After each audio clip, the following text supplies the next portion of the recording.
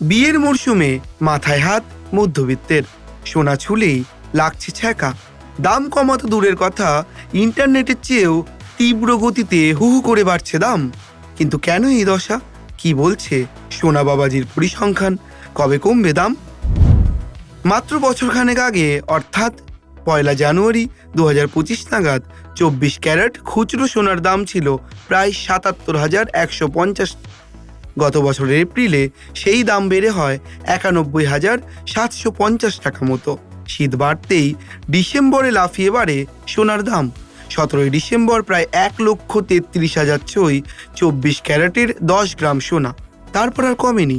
দিনের সঙ্গে পাল্লা দিয়ে বেড়েছে সোনার দাম, সঙ্গে বেড়েছে রূপোর দামও। গত 21 জানুয়ারি 22 ক্যারেটের 10 গ্রাম সোনার দাম ছিল প্রায় 1,48,400 টাকার মতো। এর সঙ্গে কর বা ট্যাক্স মেশালে সেই দাম দাঁড়ায় প্রায় 1.5 লক্ষ টাকারও বেশি। কেজি প্রতি রূপোর দামেও রয়েছে নামার চেয়ে ওঠার আধিক্য। কিন্তু কেন বাড়ছে সোনার দাম? অর্থনীতিবিদদের একাংশ বলছেন, অনেক ক্ষেত্রেই চীনের মতো একাধিক দেশের কেন্দ্রীয় ব্যাংক এবং লগ্নিকারী সংস্থার মজুদ বৃদ্ধির দিকে ঝোঁক বেড়েছে, যার ফলে ভারতে সোনার দামেও প্রভাব পড়েছে। আবার ডোনাল্ড ট্রাম্পের দেশের চড়া শুল্ক বৃদ্ধির হুমকি, বিভিন্ন ক্ষেত্রে অনিশ্চয়তা, সুরক্ষিত লগ্নিতে ভরসা করছেন কেউ কেউ। সোনার বিকল্প হিসেবে বৈদ্যুতিন গাড়ি, সৌর বিদ্যুতের প্যানেল, প্রতিরক্ষা সরঞ্জাম সহ বিভিন্ন জায়গায় রূপোর চাহিদাও তুঙ্গে। ডলারের সাপেক্ষে টাকার দাম কমার বিষয়টিও উঠে আসছে বারবার। দেখুন, 1 বছর ধরে তো সোনার দাম বাড়ছে। এবার আপনি যদি একটু খেয়াল করেন, দেখবেন 1 বছর ধরে শেয়ার বাজারের পতন হচ্ছে। হ্যাঁ, মানে উঠছে নামছে ঠিকই, কিন্তু মোটামুটি পতন হচ্ছে। তো 1 বছর ধরে শেয়ার বাজারের পতন হচ্ছে, তার একটা কারণ ট্রাম্প। যে ট্রাম্পের কারণে আমাদের অনেক ট্যারিফ বসেছে এবং মানে বিদেশি বিনিয়োগ যেটা শেয়ার বাজারে সেটা বেরিয়ে যাচ্ছে আমাদের দেশ থেকে। ধরুন, ইনভেস্টর যারা আছে, যাদের কিছু টাকা আছে যেটাকে তারা বিনিয়োগ করতে চান, তারা কোথায় বিনিয়োগ করবেন? শেয়ার বাজারটা বা মিউচুয়াল ফান্ডটা একসময় খুব ভালো করছিল, তার ফলে মিউচুয়াল ফান্ডে বিনিয়োগ খুব বাড়ছিল। এবার যেহেতু মিউচুয়াল ফান্ডটা ভালো করছে না, শেয়ার বাজারটা ভালো করছে না, সেই জন্য বিনিয়োগকারীরা অনেকেই সোনাটাকে বিনিয়োগ হিসেবে দেখছেন। মানে গয়না কেনার জন্য নয়, একেবারে বিনিয়োগের জন্য। একই কারণে রূপোর দাম বাড়ছে, রূপোটাকেও বিনিয়োগ হিসেবে দেখছেন। অনেকে সোনার মানে বার কিনে রেখে দিচ্ছেন, মানে ধরে নিচ্ছেন যে ভবিষ্যতে সোনার দাম আরো বাড়বে। অতএব এইটার কারণ হচ্ছে এটার সঙ্গে শেয়ার বাজারের এবং টু সাম এক্সটেন্ট ডলারের দামও তো বেড়ে যাচ্ছে। বলা যেতে পারে রুপির দাম ফল করছে, অতএব রুপিতে হোল্ড করে কোনো লাভ নেই। আমি বিদেশিদের কথা বলছি। এবং এখানকার শেয়ার বাজারও ফল করছে। তার ফলে বিদেশিরা একেবারে প্রচুর পরিমাণে বিদেশি বিনিয়োগ শেয়ার বাজার থেকে বেরিয়ে যাচ্ছে। তার ফলে শেয়ার বাজার ফল করছে।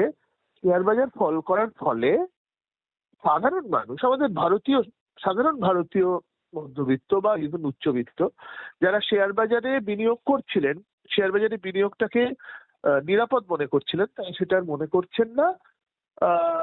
তার ফলে অল্টারনেটিভ হিসেবে সোনায় টাকা রাখছেন, সোনা কিনে রাখছেন। এই আর কি। শেয়ার বাজারে উন্নতি না হলে সোনার দাম কমবে না, আমার ধারণা বাড়বে। শেয়ার বাজার যতদিন না উঠছে ততদিন সোনার দাম কমছে না। যদিও এত কিছুর পরেও বিয়ের মরশুমে সোনা কেনায় নেই কোনো হেরফের। অনেকেই বলছেন সোনা কিনছেন শুধুমাত্র কেউ জমিয়ে রাখার জন্য। কি বলছেন সোনা নিয়ে সারাক্ষণ কারবার করা তারা? অনেক কাস্টমার এরকম আছে যারা কিনা হয়তো রেট যদি না বাড়তো তাহলে সেক্ষেত্রে কী হতো, ভাবতো আজকের কিনবো বা একটু পরে কিনছি। বাট এক্ষেত্রে যে রেটটা বাড়ছে সেক্ষেত্রে কাস্টমারদেরও চিন্তা করতে হচ্ছে যে আমরা এক্ষুনি ইমিডিয়েটলি যদি না কিনে নিই, আমার ধরুন মেয়ের বিয়ে বা ছেলের বিয়ের জন্য আমি প্ল্যানিং করছি, আমার এতটা পরিমাণের গোল্ড আমার দরকার, আজকে যদি আমি না কিনি তাহলে সেক্ষেত্রে সেইটা আমার হয়তো ডাবল এক্সপেন্সেসে পরিণত হতে হবে। সেই কারণে কাস্টমার সেটা এক্ষুনিই কিনে নিচ্ছে। তো বাড়ছে, হয়তো গোল্ড রেট বাড়ছে, সেক্ষেত্রে আমাদের হয়তো একটু এফেক্ট পড়ছে, কিন্তু তার সাথে সাথে এটাও আমাদের কাছে একটা দেখা গেছে যে কাস্টমার যারা কিনা প্ল্যান করেছিল 1 বছর 1.5 বছর 2 বছর কিনবে, তারা কিন্তু এখন এই মুহূর্তেই কিনে নিয়েছে সেই সব জিনিসগুলো। এক অংশের ইনভেস্টমেন্ট বাড়ছে, তার ওপর প্রচুর পরিমাণে আমাদের কাছে যেহেতু সিলভারের রেটটাও সোনার সাথে সাথে অনেকটাই বেড়েছে, তো প্রচুর পরিমাণে সিলভারের ডিমান্ডও আমাদের কাছে আছে। মানে এতটা পরিমাণের অর্ডার আসছে যেটা হয়তো লাস্ট আমরা 2-3 বছরে এত পরিমাণের অর্ডার পাইনি। যোগানের থেকে চাহিদা প্রচুর পরিমাণে বেশি, আমাদের এখন অনেক চাহিদা আছে। সিলভারে বিশেষ করে প্রচুর পরিমাণে চাহিদা আছে, তার সাথে সাথে গোল্ডেরও চাহিদা আছে।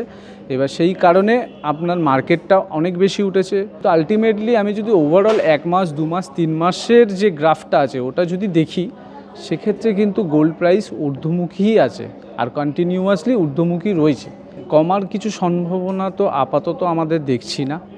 যেটা সম্ভাবনা আমাদের কোম্পানি তরফ থেকে আমরা যে কাস্টমারকে বেনিফিট দিচ্ছি সেটা হচ্ছে গোল্ড রেটের ওপর আমরা ডাইরেক্ট অফ দিচ্ছি, মেকিং চার্জের অফ দিচ্ছি, তার সাথে আমাদের যে স্কিমগুলো আছে, স্বর্ণ সৌভাগ্য বলে আমরা স্কিম লঞ্চ করেছি। কিন্তু স্বস্তির নিঃশ্বাস ফেলতে পারবে মধ্যবিত্ত? কবে দাম কমবে তা নিয়ে স্পষ্ট ইঙ্গিত দিচ্ছেন না প্রায় কেউই। ক্যামেরায় সুমন দাসের সঙ্গে রমেন দাসের রিপোর্ট, সংবাদ প্রতিদিন.in।